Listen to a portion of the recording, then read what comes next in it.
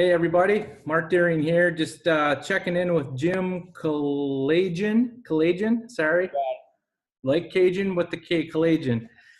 He is the co-director of the Mud, Sweat, and Beers event and up there at Mount Holiday that we really enjoy going to each year, and thought we'd jump on with him and hear a little bit about the race. So why don't you say hi, Jim, and tell us about Mud, Sweat, and Beers and how it all started.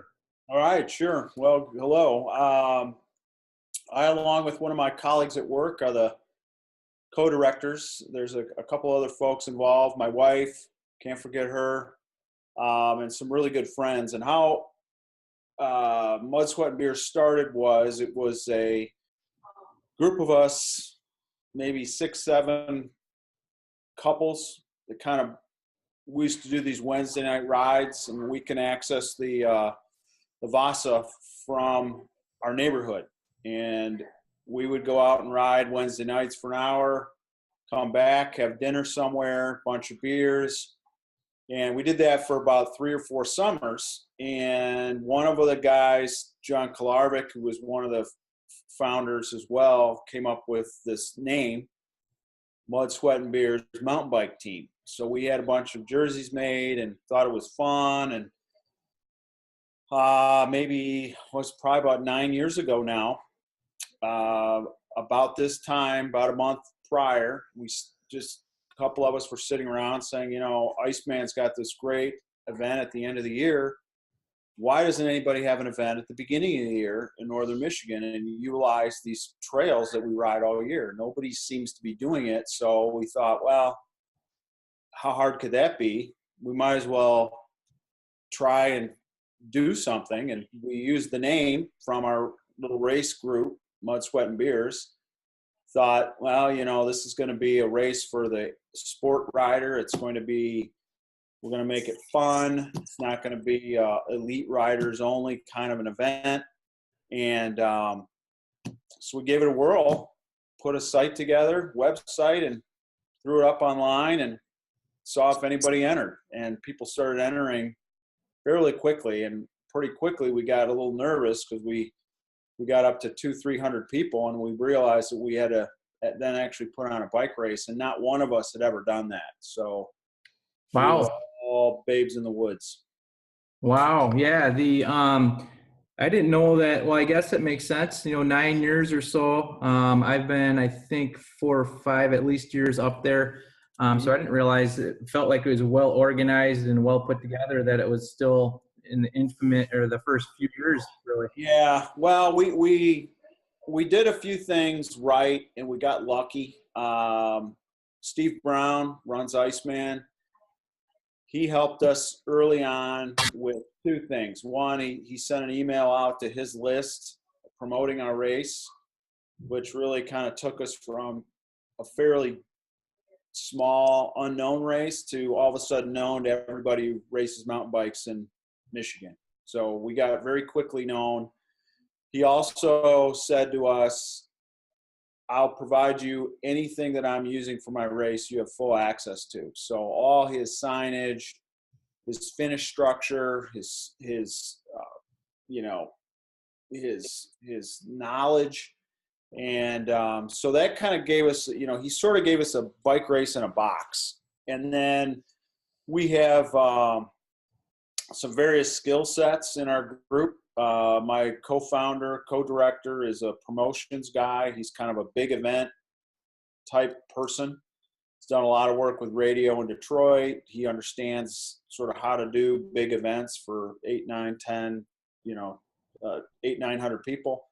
And then my background is from consulting and managing projects and teams. So I'm very comfortable building a work plan and, sort of executing a plan. So between us, my wife's a writer.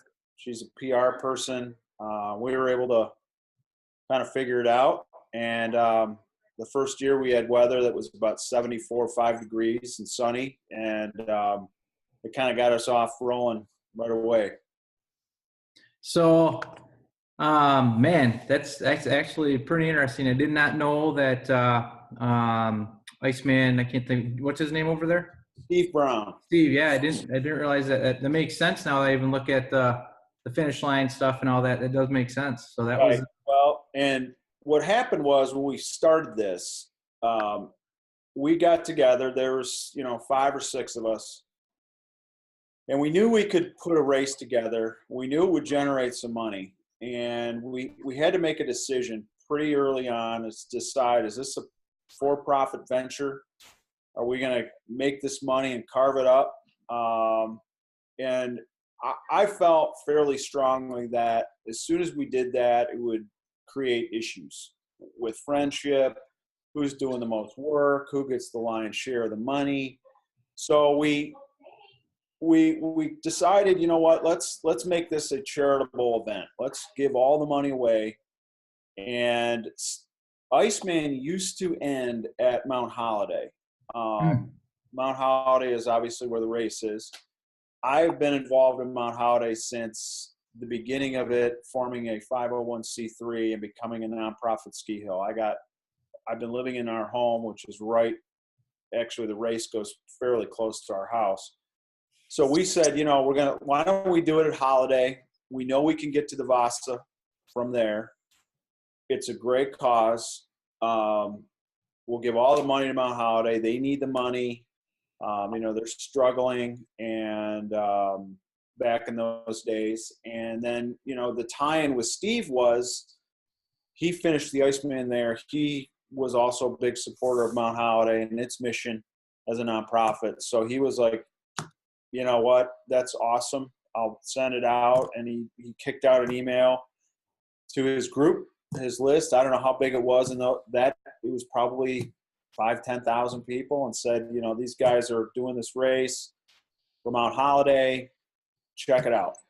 And I'll never forget, I was in Florida on vacation with my family at Universal, and I had my phone, and I knew the email went out, and then all of a sudden these registrations just started pouring in. And I said to my wife, we got a race. We're going to have to cap this thing at a certain number, because if we get too many people and we screw it up, it's going to be a disaster the first year. So that's how we ended up. First year, we cut it off at 500 riders because we were afraid we couldn't handle it. We didn't know what we were doing. So we had to kind of roll back our count. And then we gradually eked it up each year until we got to about 900, and we felt that was the right number. Okay. Is that where it's capped at now? I don't even know. Capped for 6 years at 900. Okay. Okay. Yeah. Yeah, that Iceman actually is the race that got me heavily involved into racing in the sport. And then same with us. Yep. Found you, then I found your race, and Peak to Peak's another one I like up there. And so you guys have a nice little community going up there. Really good races. A lot of support. Yes. So I'm gonna flip over to some of the things here on the website and whatnot. And so for those who are checking into this that want to read more about it, you've got the website mudsweatandbeers.com. A very nice website. And it's got all the information you're going to need on it. We were talking a little bit before we jumped on about who's showing up this year, like in the elites. And I think I have that pulled up somewhere. Here's a list of some of that's another cool thing is I love seeing the pros and elites. There's always great competition at this race. Yeah, because it's so short. These guys, it's a Wakely's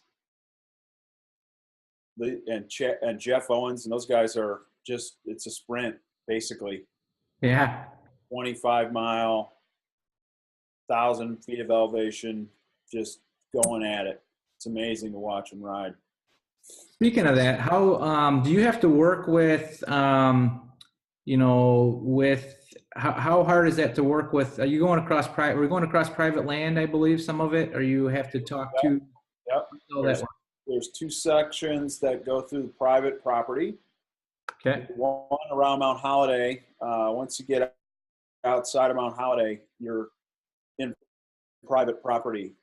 So we get permission every year from the landowners.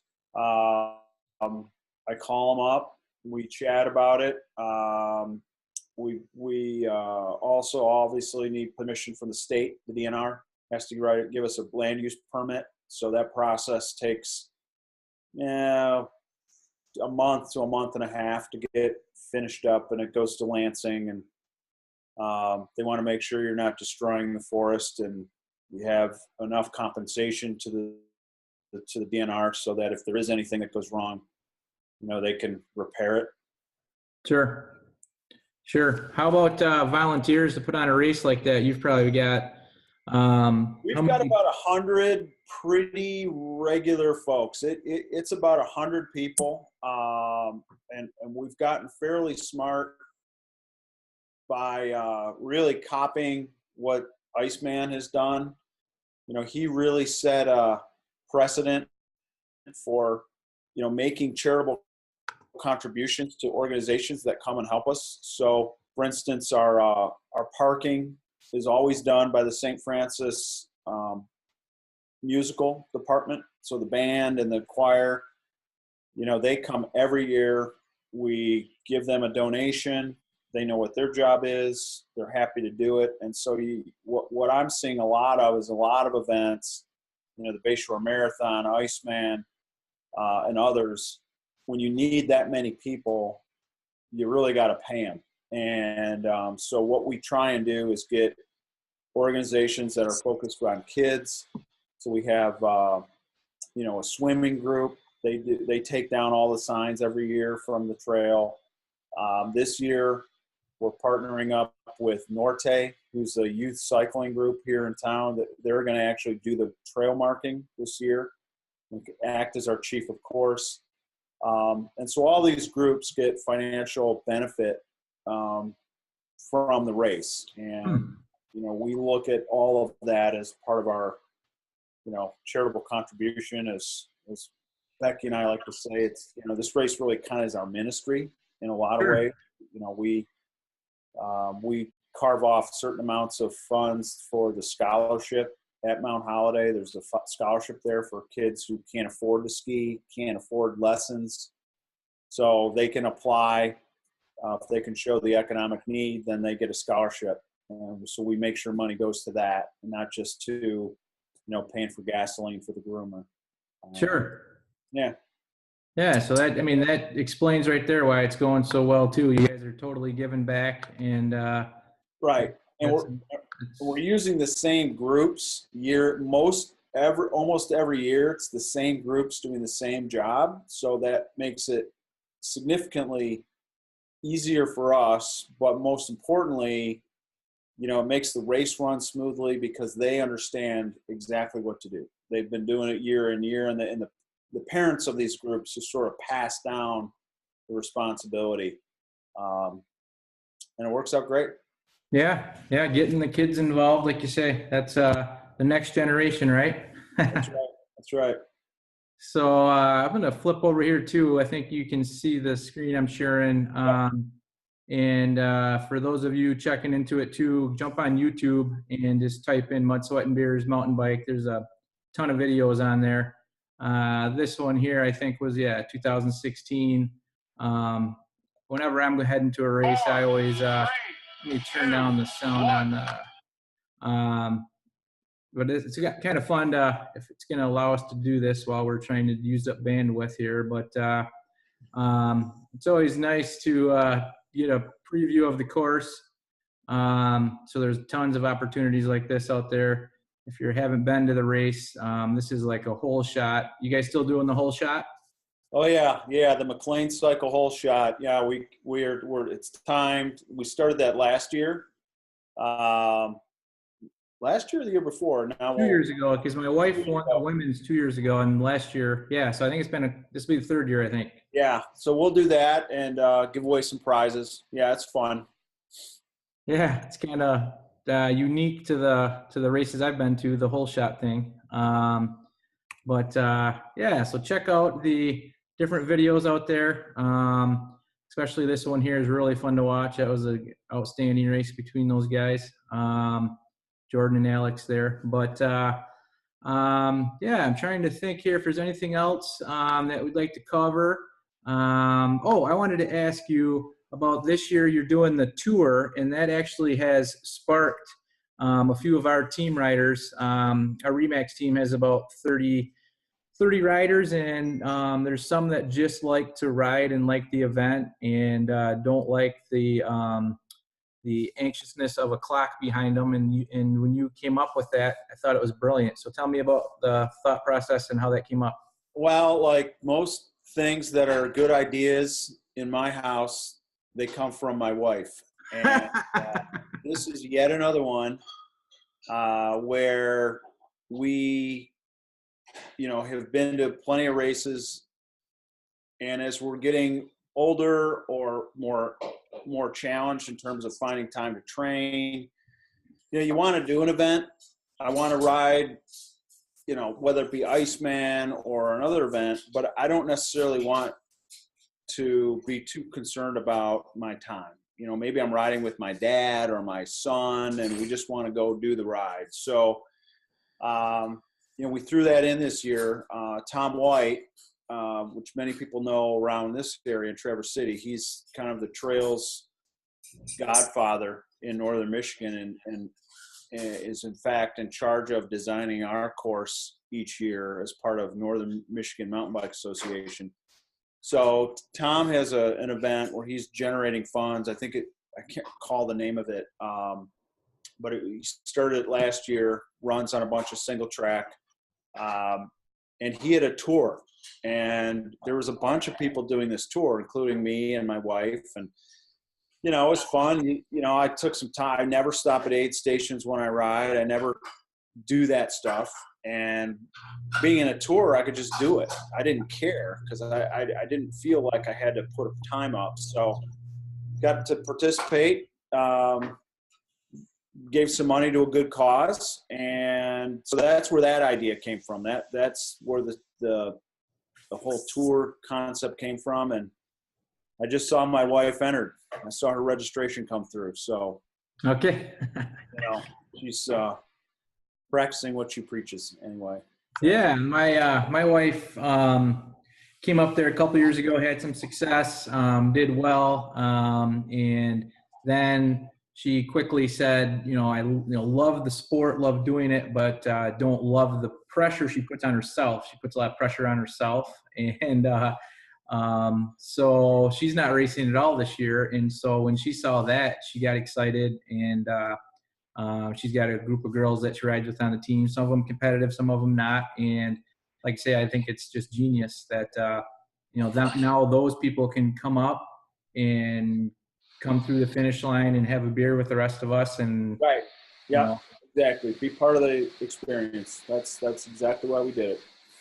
Perfect. Well, thanks for spending some time with us here and sharing the stories. That was really cool. I didn't know any of that, so that was very informative. And we'll see you here shortly. And we are definitely fans, and it's on our annual list for sure. So awesome. Well, we look forward to having you guys, and appreciate the support you've given the race. And you're right in our target market. You're right who we want to get involved. People who ride mostly for fun, do a couple races a year. That's sort of our bread and butter. Definitely. Well, thanks again, Jim, and we'll see you soon. All right, Mark. Appreciate it. All right. Thanks. I'll see you. Bye.